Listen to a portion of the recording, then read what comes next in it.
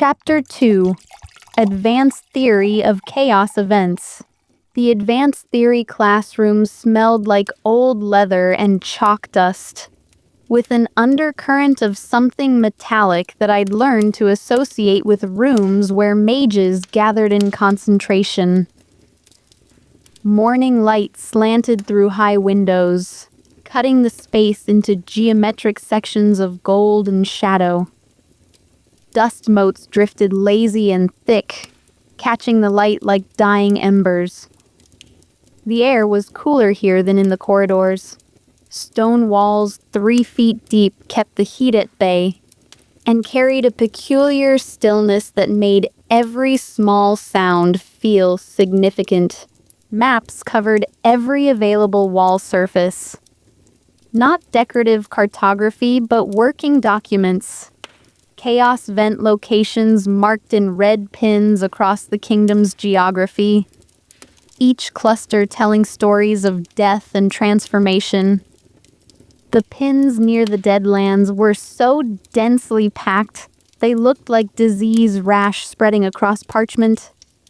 But it was the scattered pins elsewhere, isolated infections far from the wound, that made my stomach clench.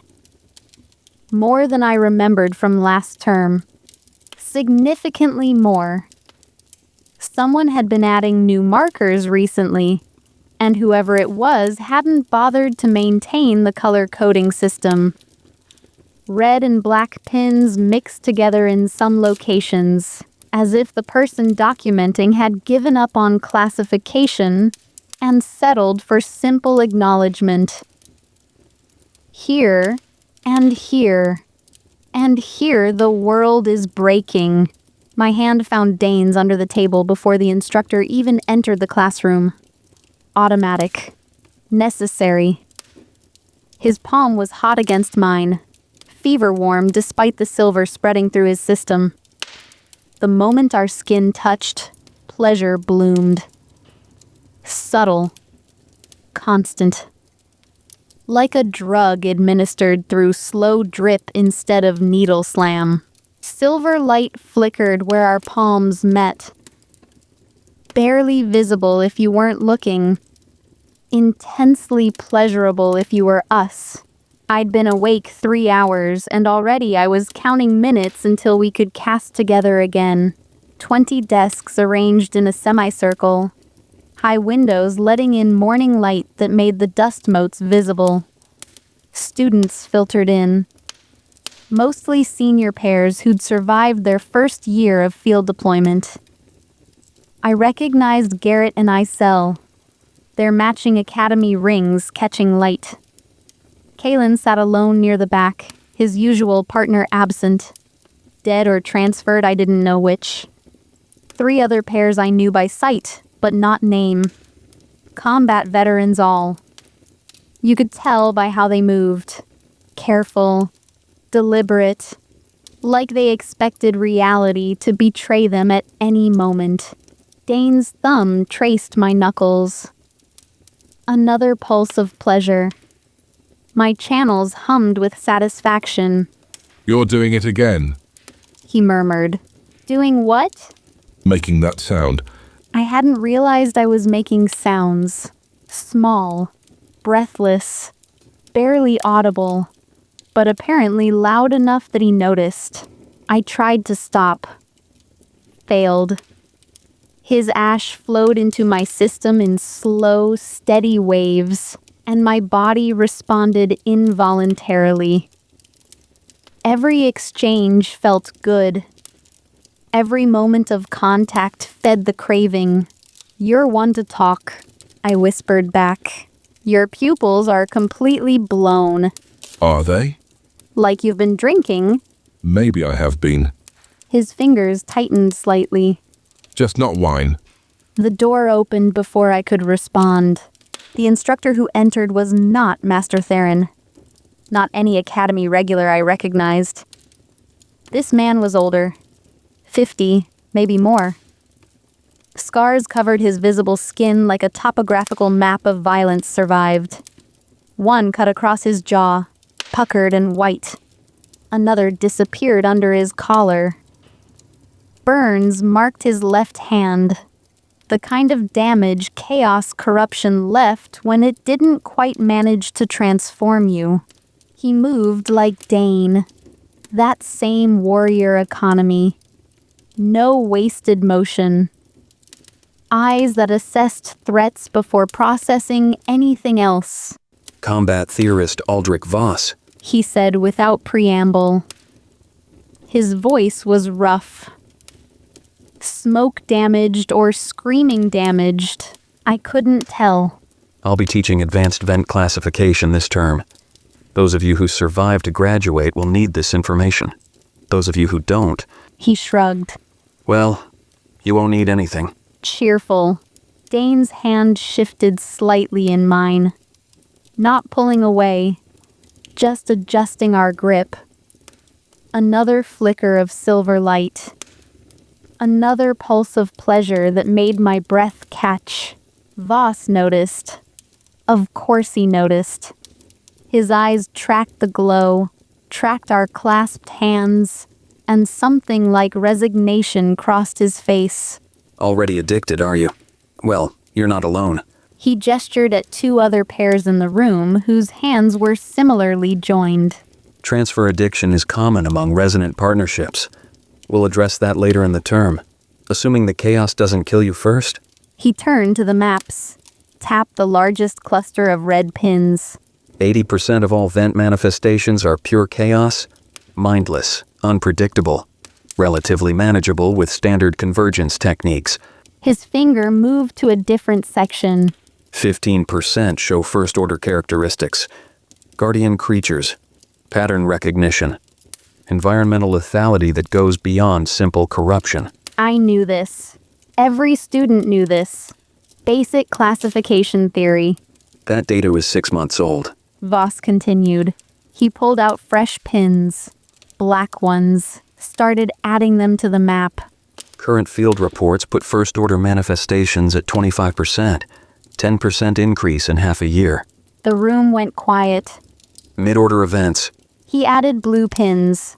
More than I expected. Far more. confirmed at 4% and rising.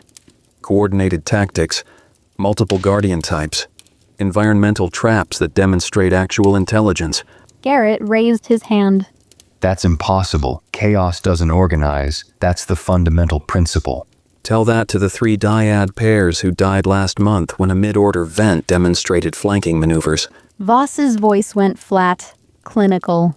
The creatures split their forces. One group drew the mages forward while another circled behind. Textbook tactics. Perfect execution. All 6 mages dead within minutes. Silence. Dane's grip on my hand tightened. I squeezed back. Our transfer intensified automatically. Ash and ink flowing faster. The pleasure spiked. I bit my lip against sounds. High order and apex events remain theoretical. Voss said. He didn't sound convinced. But if the trend continues, He left that hanging. Let us imagine what chaos with human-level strategic intelligence could do. My channels burned. Not from accumulation. From the constant transfer making everything feel too good. I wanted to cast. Wanted to weave something, anything. Just to feel that transcendent moment when Dane's magic met mine. the disturbing pattern Voss continued, pulling out a different map. is geographic clustering. He marked locations with chalk, drew lines connecting them. These 17 vents erupted within a 50-mile radius over 3 months. This cluster of 12 appeared in a perfect circle around Corvas City. These 5, He tapped Silvrath. 7 coordinated strikes on the capital that should have been impossible given the reality anchors embedded in the city's foundation. The lines formed patterns. Deliberate patterns. Like someone was planning placements. Something is teaching chaos to organize itself. Voss said quietly. Or someone is. We don't know which, but the data is irrefutable. order is increasing in chaos manifestations at an exponential rate. Isel raised her hand. What about the seed? Could it be... Waking up? Learning? Adapting? Voss's scarred face twisted into something that might have been a smile once. That's the question every scholar in the Empire is asking, and nobody has an answer that doesn't end with, "We're all going to die." Dane's thumb traced my knuckles again. The gesture was reassuring, grounding, but underneath I felt his tension, his tactical mind processing implications. If chaos was organizing, if the seed was learning, if someone was deliberately creating coordinated attacks, everything changed. Miss Harrow, My head snapped up. Voss was looking at me directly. you were at Silvrath, 4th District Vent. Tell the class what you encountered. Every eye turned toward me. I felt my face flush. Dane released my hand and I immediately felt the loss. Cold, empty, craving the contact like I was dying of thirst. I stood, carefully. My legs felt unsteady. The 4th District Vent was... I paused, chose words, submerged type. 3 city blocks flooded with liquid chaos. Gelatinous consistency. Purple and green and colors that shouldn't exist. Sounds. Voss prompted, What did it sound like? singing, like broken glass dragged across metal. High-pitched, made your teeth ache. Guardian creature? Massive. Armored plating covering most of its body. Positioned directly at the heart, blocking our approach. I remembered the thing. How it had seemed to wait. To expect us. It felt purposeful. Like it knew we were coming. Tactics? Dane created a crystallization path through the liquid. I maintained a mobile anchor while we descended. The Guardian attacked when we reached the heart. Standard convergence to eliminate it, then reality anchor to close the vent. Voss nodded. Time to closure? 27 minutes from entry to seal. Accumulation levels post-mission? I hesitated. Critical. Both of us required immediate full transfer. Did you overcommit power to the mobile anchor? The question was precise, surgical, and absolutely accurate. Yes, I admitted. I maintained maximum strength throughout descent instead of moderating based on actual threat level. By the time we reached the heart, my ink accumulation was... I stopped.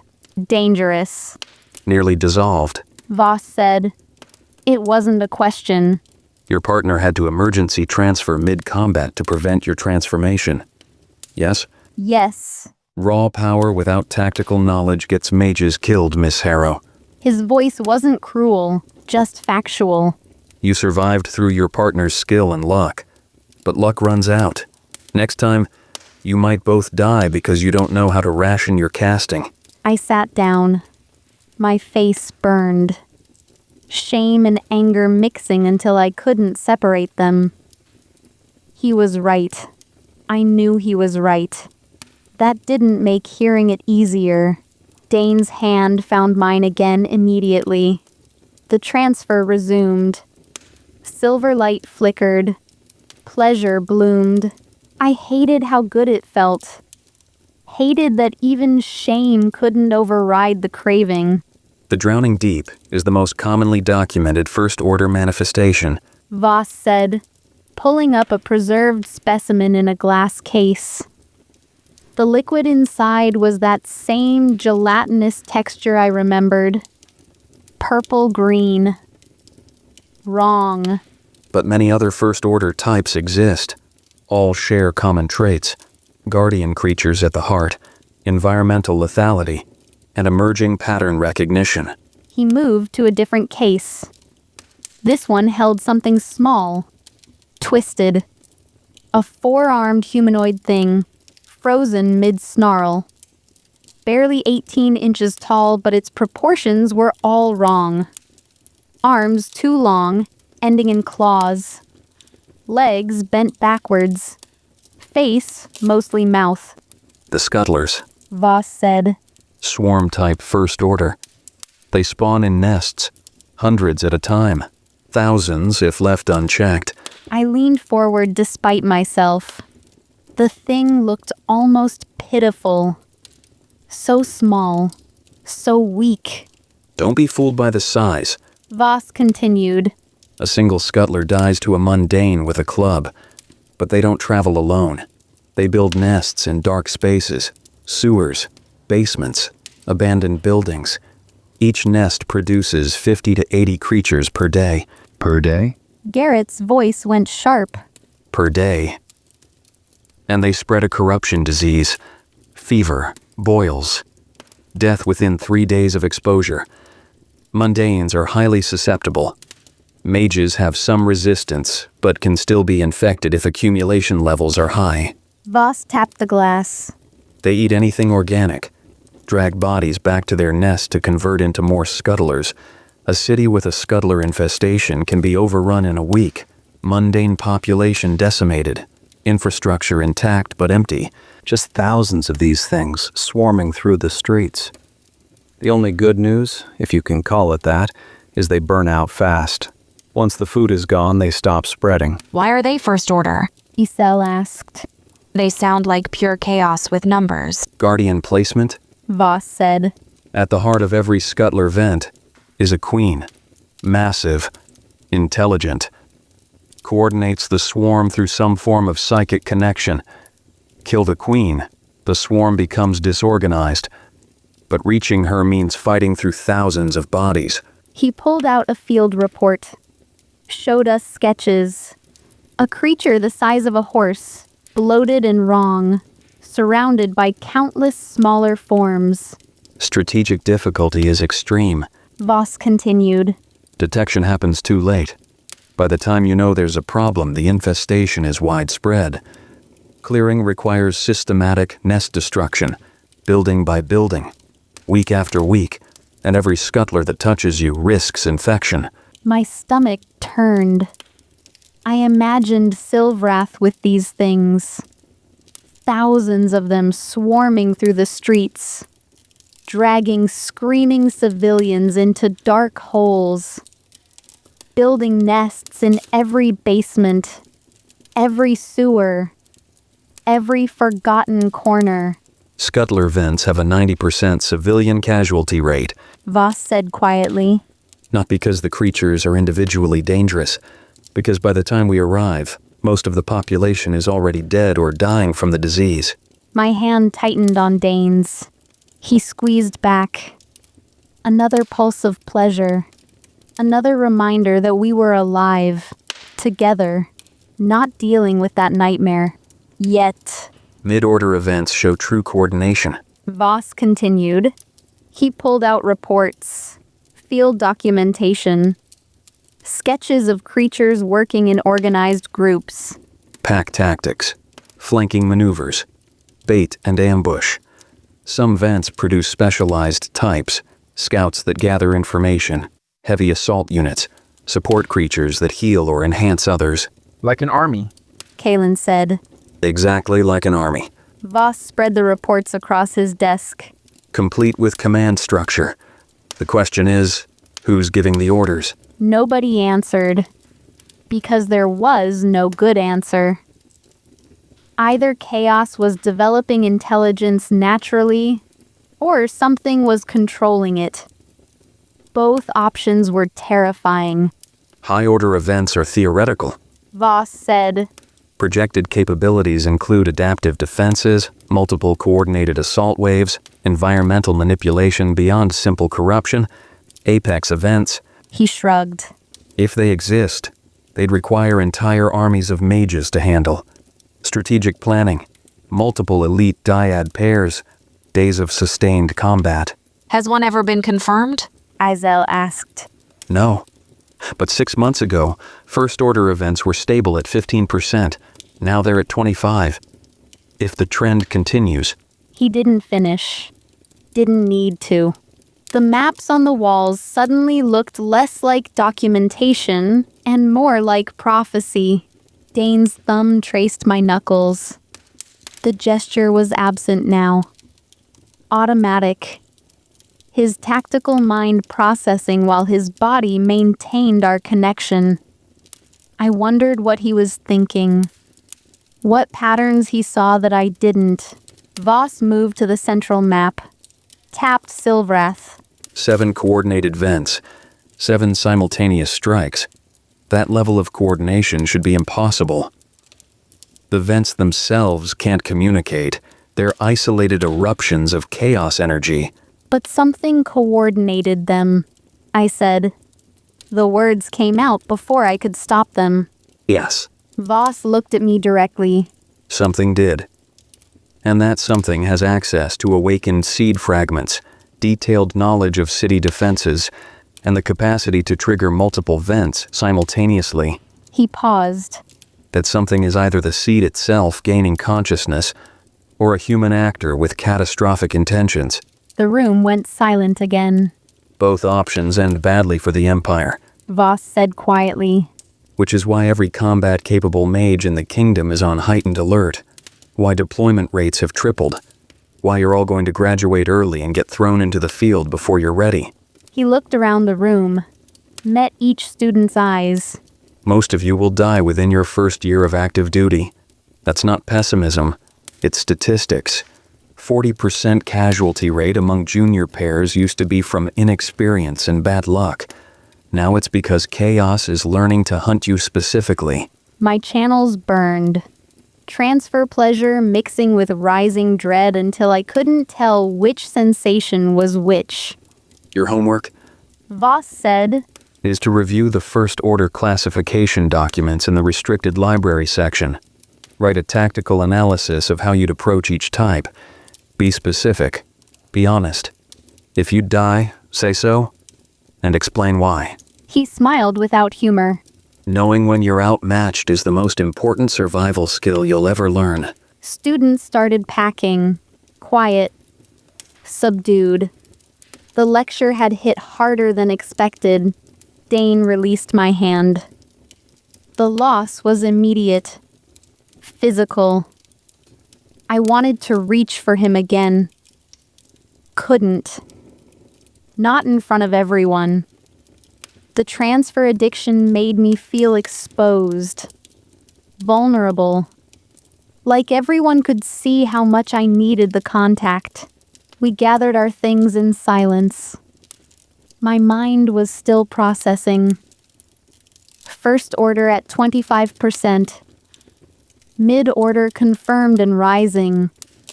Coordinated attacks. Strategic planning. Everything was changing.